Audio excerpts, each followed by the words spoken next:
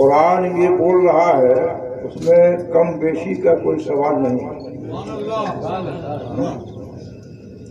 قرآن یہ بول رہا ہے کہ اللہ کی عظمتیں ہیں، رسول کی عظمتیں ہیں، اور ان لوگوں کی عظمتیں ہیں جو رسول اللہ اور رسول پر ایمان لانے والے ہیں اور اس کے حکموں پر عمل کرنے والے ہیں، ان کی بھی عظمتیں ہیں.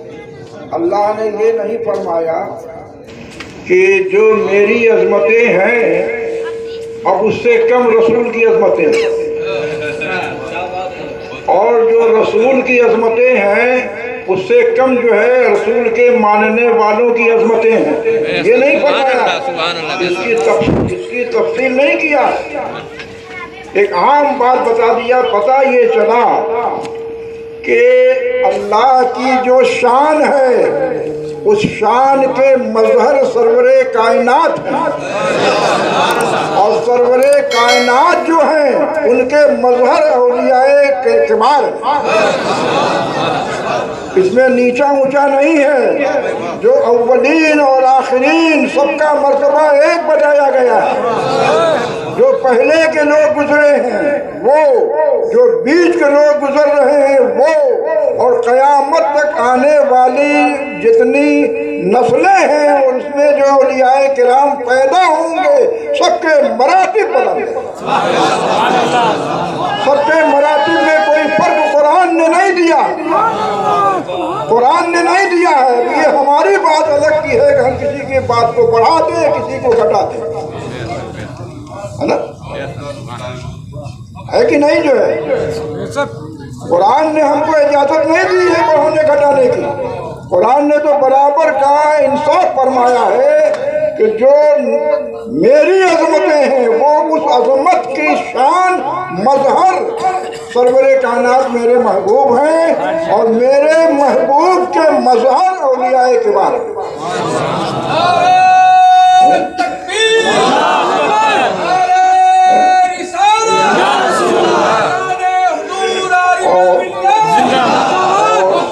ساتھ ہی ساتھ یہ بھی پتا چلا کہ جب تک قیامت نہیں آئے گی اللہ کے ولی پیدا ہوتے رہیں، اور ولایت کچھ آسان ہوتی جائے گی. ولایت کا حاصل کرنا کچھ آسان ہوتا جائے گا. اس لیے کہ آج ہم تقریر کرتے تھے، علماء بیان کرتے تھے تو منہ سے کرتے تھے جہاں تک آواز پہنچ جائے، اور آج ہماری آواز پورے گاؤں میں پہنچ رہی ہے، پورے علاقے میں پہنچ رہی ہے. ذریعہ بنا دیا سائنس نے، دنیا والوں نے ایک ذریعہ بنا دیا. تو دنیا والے ذریعہ بنا سکتے ہیں تو اللہ نہیں بنا سکتا؟ اللہ بھی تو بنا سکتا ہے.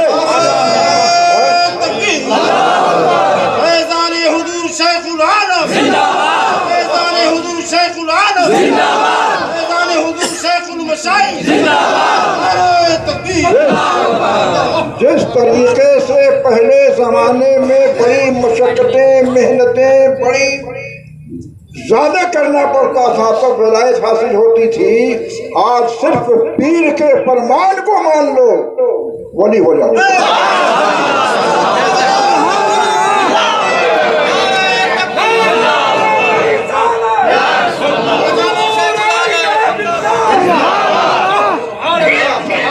دوسری بات، یہ مردہ اور زندہ کی بات کر رہے تھے.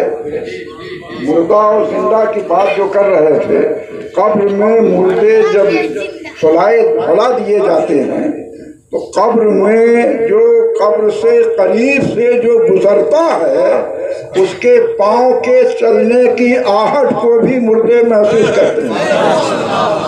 مردے محسوس کرتے ہیں. ایسی زندگی ہے ان کی، ایسی زندگی ان کی ہے. اور کہتے ہو مردہ مر گئے، مٹی میں مل گئے.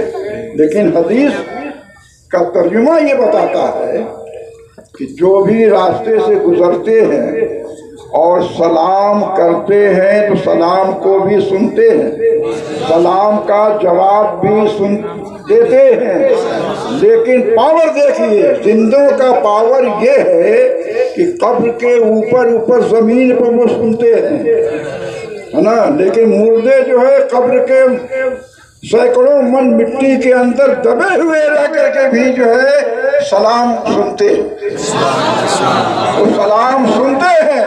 لیکن زندہ جو زندگی رکھ رہا ہے، اپنے کو کہہ رہا ہے کہ ہم زندہ ہیں، اور قبر کے باہر ہے، مردے جواب دیتے ہیں مگر سن نہیں سکتا۔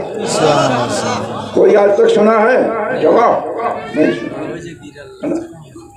تو مومن مردہ جو ہوتا ہے، مومن مردہ، اللہ تعالیٰ اس کی موت کیا ہے؟ اس کی موت ایک کرامت ہے۔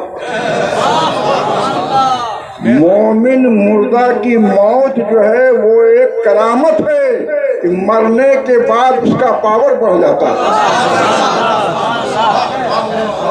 مومن جو ہے مرنے کے بعد اس کا پاور یہ بڑھ جاتا ہے۔ ہم ہندی جانتے ہیں، اردو جانتے ہیں، انگریزی جانتے ہیں، ہے نا۔ قبر میں جب منکر نکیر سوال کریں گے تو عربی میں کریں گے، عربی میں کریں گے، ہماری زبان میں نہیں بولیں گے، عربی میں بولیں گے، اور مردہ عربی میں جواب دے گا۔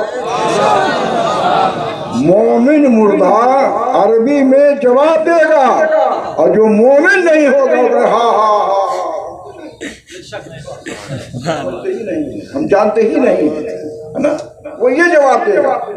لیکن جو مومن مردہ ہوگا وہ عربی میں جواب دے گا۔ تو پتہ یہ چلا کہ جو بالکل ان پڑھ تھا، اپنی بولی میں صرف بول چال کر رہا تھا، اور اس کا مرتبہ مرنے کے بعد اس مومن کا اتنا بڑھ جائے گا کہ وہ عربی بھی جان جائے گا۔ بے پڑھائے بے پڑھے موت کی ڈگری ہوئی اور فوراً وہ عالم ہو گیا، عربی کا جانکار ہو گیا۔ اب عربی میں سوال ہوگا، عربی میں جواب دے گا۔ اتنا مرتبہ اعلیٰ ہو گیا مردے کا، ایک عام مومن کا۔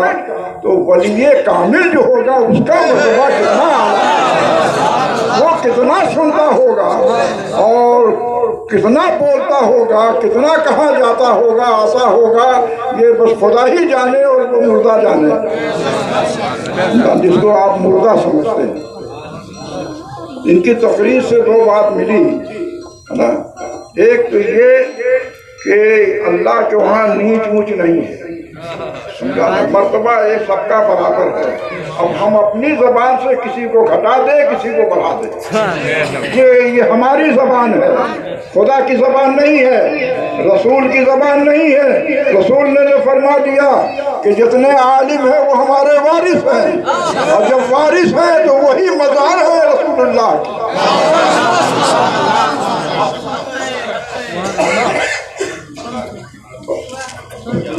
بات بتانا تھا، وضاحت کر دینا تھا کہ وضاحت کرنے جو ہے پیر مرشد زندہ باد، پیر مرشد زندہ باد۔